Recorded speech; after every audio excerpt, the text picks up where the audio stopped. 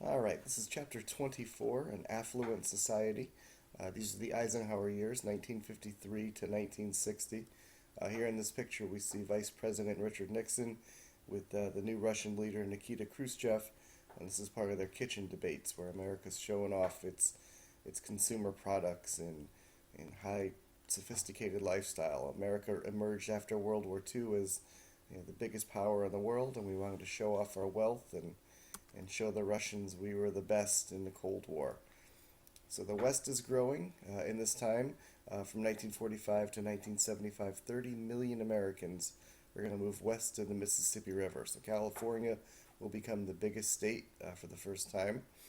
And a lot of centerless western cities are going to emerge. Houston, Phoenix, LA, all possible with the automobile and this new mode of transportation. Americans are going to enjoy their consumer culture. They're happily accumulating debt in order to maintain this lifestyle, buying things on credit, household appliances and cars, and purchasing homes. This is the golden age. The economy is changing. We're going to see unemployment really low, a rising living standard all the way up until 1973.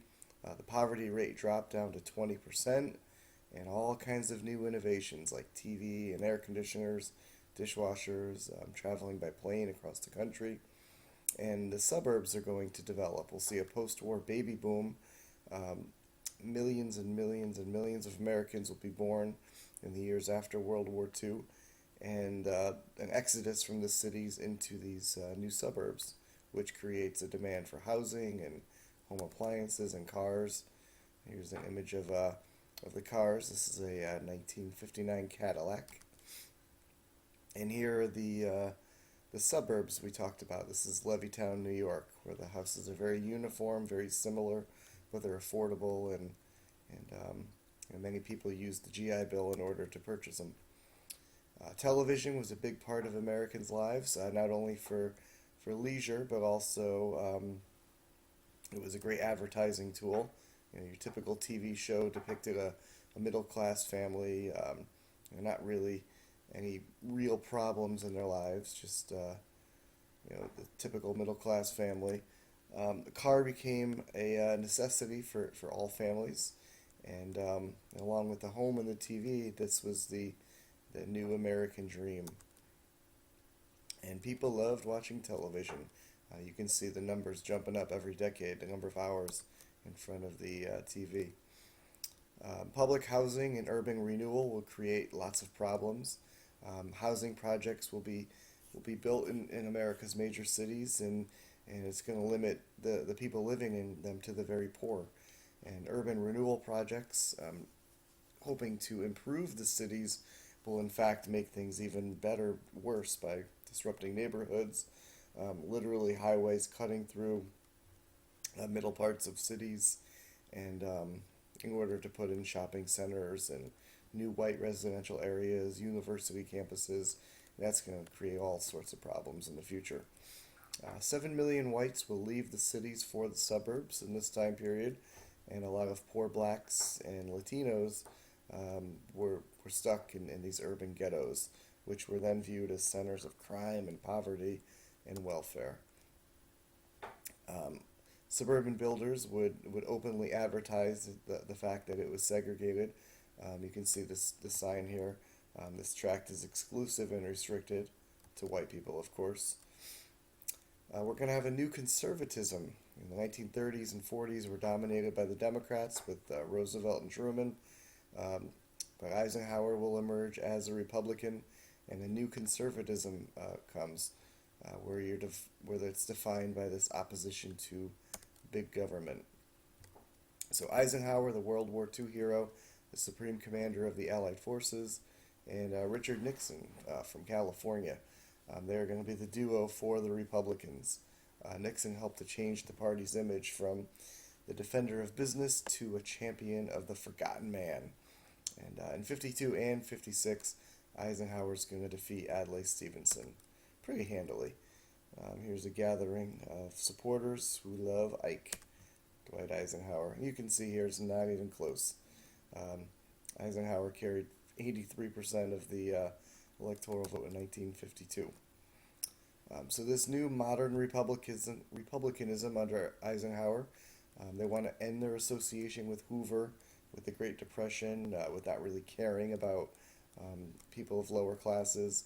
And Eisenhower worked hard to expand the New Deal. The social contract, a big part of the 1950s, will see a huge rise in unions, um, and the workers will gain all sorts of new benefits and come to an agreement with the plant managers. Under Eisenhower, the interstate highway system will be created, and you can see these lanes crisscross the nation. So obviously, many jobs created, allows for the quick movement of peoples in and out of cities and rise of suburbs. Back to the Cold War, under Eisenhower, his administration incorporated a policy of massive retaliation. So, opportunity to save money with a smaller military in terms of personnel, but it upped the amount of nuclear weapons we had to 18,000. And the idea is if any Soviet attack happens on an American ally, they will be met with a nuclear assault. All right, so this policy of MAD, this mutually assured destruction, forces both sides to be more cautious with each other, but also spreads this fear of World War III, nuclear war, anytime. Let's build a bomb shelter. Let's hide. Let's be protected. And we'll see a thaw in the Cold War after Stalin died in 1953, but it's only going to be temporary. And when Hungarians revolted against the Russians unsuccessfully, it's just going to make tensions worse. Duck and cover video. This is Bert the Turtle, and this is where they would government film to try to show children what to do in the event of a nuclear attack. Hide under your desk, children. You are safe there. Many countries in Africa and Asia will be freed after World War II, and so this period of decolonization was a scary time for Americans. The concern is, will these brand new countries turn to communism? And America is going to meddle in some of these countries with devastating results. In Iran and Guatemala, our CIA orchestrated coups to topple the leaders of these countries to serve our interests better. And taking out the leader of Guatemala will lead to the deaths of 200,000 people. Taking out the leader of Iran and putting our own guy in place will lead to thousands of Iranians terrorized and tortured and lead to problems with terrorism in the late 70s and early 80s. So these decisions have long-lasting consequences. The Suez Crisis in 1956, Israel, Britain, and France all attacked Egypt. The United States intervened, and emerged as the leading power in the Middle East as a result. The Vietnam War, most people know of it as a war in the 60s and early 70s, but the origins go all the way back to World War II, the end of it. The French controlled Vietnam before World War II, and they're going to try to control them again after the war. But they're going to be unsuccessful in their war against the Vietnamese. And America paid for 80% of the war to try to stop communism from spreading. When the French were defeated in 1954, Vietnam was divided into two countries. North Vietnam was communist, led by Ho Chi Minh. South Vietnam, non-communist, but also not democratic, led by Diem. And the United States will support Diem and his corrupt government all the way until his murder in 1963, which the CIA knew of and approved of.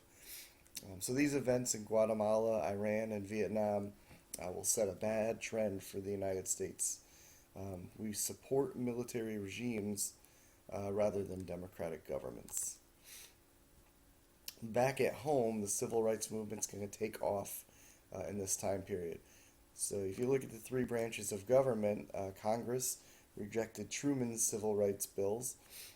Eisenhower was reluctant to confront race relations, so it was left to the judicial branch to tackle the issue of segregation, and it was the Earl Warren Court and the successful lawyer Thurgood Marshall who was going to overturn the Plessy versus Ferguson doctrine, which said separate but equal is okay, and it was anything but, obviously. And this amazing case is going to set the precedent for the civil rights movement. Here we have a segregated school in Memphis, and you could just see the terrible learning conditions for the students. The following year was a Montgomery bus boycott, which I'm sure you're familiar with. Rosa Parks arrested, triggered a year-long bus boycott, and that's really going to initiate this massive movement throughout the South. And King's movement was based on nonviolent resistance, this fight for political rights and economic opportunities, but doing so peacefully.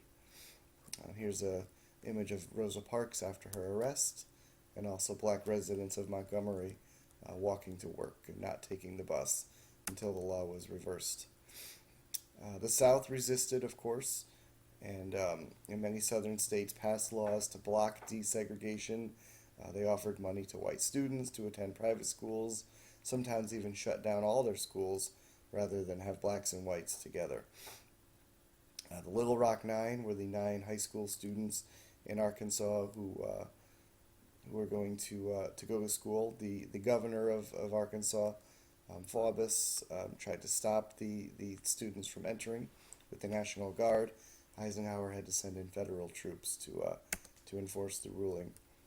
Another iconic image, this is a Norman Rockwell painting with Ruby Bridges going to school being escorted by the military. Very powerful image. So by the close of the 1950s, we're going to have a new president. Nixon is running against John F. Kennedy. It was the closest election in history, today the second closest after the election of 2000 with George W. Bush. Kennedy narrowly defeated Nixon by only 120,000 votes. So the 1960s, known for many terrible events, many assassinations and war and the civil rights movement, which got pretty difficult for African Americans, the obstacles they faced. We're going to see the end of the 1950s, a lot of these problems building up, and they're going to spill over into the next decade. Eisenhower is going to urge Americans to be careful of this military-industrial complex, this dependency with the government and military and businesses, with wise warnings. So this concludes the end of the 1950s.